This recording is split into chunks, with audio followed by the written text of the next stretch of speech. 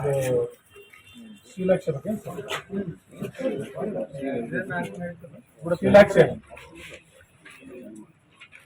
ನನ್ನ ಹೆಸರು ಜಲ್ಲಿ ಆಂಜನೇಯ ನೀರ್ಮಾನ್ವಿ, ಕರ್ನಾಟಕ ರಾಜ್ಯ ಬೇಡರ ಸಮಿತಿ ಬೆಂಗಳೂರು ಕಾರ್ಯಕಾರಿ ಸಮಿತಿ ಸದಸ್ಯರು. ಈ ವಿಷಯ ನೇರ ವಿಷಯಕ್ಕೆ ಬರೋಣ. ಬೆಳಗಾವಿ ಜಿಲ್ಲೆಯಲ್ಲಿ ರಮೇಶ್ ಕತ್ತಿ ಅನ್ನುವ ಒಬ್ಬ ಕತ್ತೆ ನಮ್ಮ ಸಮುದಾಯದ ಬಗ್ಗೆ ಅವಹೇಳನಕಾರಿ ಹೇಳಿಕೆ ಕೊಟ್ಟಿದ್ದಾರೆ.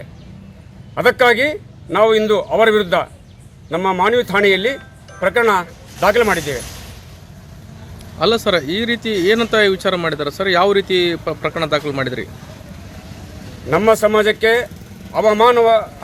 ಅವಮಾನವಾಗುವ ರೀತಿಯಲ್ಲಿ ಕೆಟ್ಟ ಶಬ್ದ ಬಳಕೆ ಮಾಡಿ ಸಮಾಜವನ್ನು ಮೂಲೆಗೆ ತಳ್ಳುವ ಕೆಲಸ ಮಾಡುತ್ತಿದ್ದಾರೆ. ಅಲ್ಲ ಸರ್, ಈ ರೀತಿ ಇದಾದ ಮೇಲೆ ವಿವಾದಾತ್ಮಕ ಗಳಿಕೆ ಕೊಡ್ತಾರೆ ಅಂದಮೇಲೆ ಏನು ಸರ್ ಇದೆಲ್ಲ? ಬುದ್ಧಿವಂತರು ವಿಚಾರವಂತರು ಅವರ ಪರವಾಗಿ ಹೇಳುವ ಸಂಗತಿಯಲ್ಲಿದ್ದಾರೆ.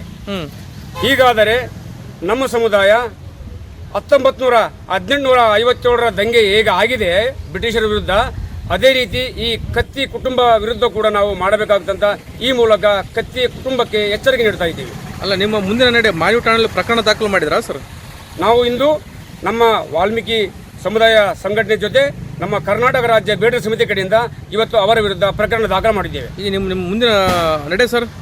ಮುಂದಿನ ನಡೆ ಅವರ ವಿರುದ್ಧ ಅವರಿಗೆ ಕಠಿಣ ಶಿಕ್ಷೆ ಆಗುವವರೆಗೂ ನಾವು ಹೋರಾಟ ಬಿಡುವುದಿಲ್ಲ. ಎಲ್ರಿಗೂ ನಮಸ್ಕಾರ.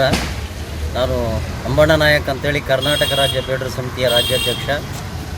ಇವತ್ತು ಮಾಧ್ಯಮಗಳ ಮುಂದೆ ಬರಲು ಕಾರಣ ಏನಂದರೆ, ಬೆಳಗಾವಿ ಜಿಲ್ಲೆಯಲ್ಲಿ DCC ಬ್ಯಾಂಕ್ ಚುನಾವಣೆ ನಡೆಯೋ ಸಂದರ್ಭದಲ್ಲಿ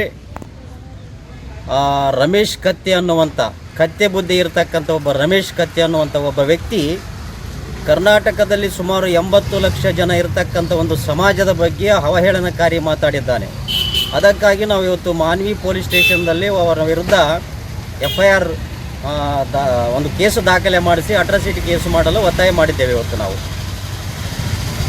ಅಲ್ಲ ಸರ್, ಈ ರೀತಿ ಯಾವ ರೀತಿ ವಿವಾದಾತ್ಮಕ ಗಳಿಕೆ ಕೊಟ್ಟಿದ್ದಾರೆ ಸರ್? ಈ ರಾಜ್ಯದಲ್ಲಿರ್ತಕ್ಕಂಥ ಒಂದು ವಿಶೇಷವಾದ ಚರಿತ್ರೆಯನ್ನು ಹೊಂದಿರತಕ್ಕಂಥ ಒಂದು ಬೇಡ ಜನಾಂಗಕ್ಕೆ ಅವನು ಅಶ್ಲೀಲವಾಗಿ ಆ ಶಬ್ದ ಹೇಳಬಾರ್ದು ನಾವು, ಯಾಕಂದರೆ ಆ ಶಬ್ದ ಹೇಳಲಾರ್ದಂಥ ಶಬ್ದ ಮಾತಾಡಿದ್ದಾನೆ. ಅದಕ್ಕಾಗಿ ನಾವು ಇವತ್ತು ಕರ್ನಾಟಕ ರಾಜ್ಯ ಬೇಡರ ಸಮಿತಿ ವತಿಯಿಂದ ಇವತ್ತು ನಾವು ಒಂದು ಮಾನ್ವಿ ಸ್ಟೇಷನಲ್ಲಿ ಒಂದು ಪ್ರಕರಣ ದಾಖಲೆ ಮಾಡಿದ್ದೇವೆ. ಅವನು ಬಹಿರಂಗವಾಗಿ ವಾಲ್ಮೀಕಿ ಜನಾಂಗದ ವಿರುದ್ಧ ಮಾತಾಡಿರುವುದನ್ನು ಅವನು ಕ್ಷಮೆ ಕೇಳಿದರೆ ಒಂದು ರೀತಿಯಲ್ಲಿ ಬಿಡ್ತೀವಿ, ಮತ್ತು ಕಾನೂನು ರೀತಿಯಲ್ಲಿ ಅವನ ಮೇಲೆ ಯಾವ ರೀತಿ ಕಾನೂನು ಕ್ರಮ ಕೈಗೊಳ್ಳಬೇಕು ಆ ಕಾನೂನು ರೀತಿ ಕ್ರಮ ಕೈಗೊಳ್ಳಲು ನಾವು ಒತ್ತಾಯ ಮಾಡ್ತೀವಿ. ಈಗ ನಿಮ್ಮ ಮುಂದಿನ ನಡೆ ಸರ್?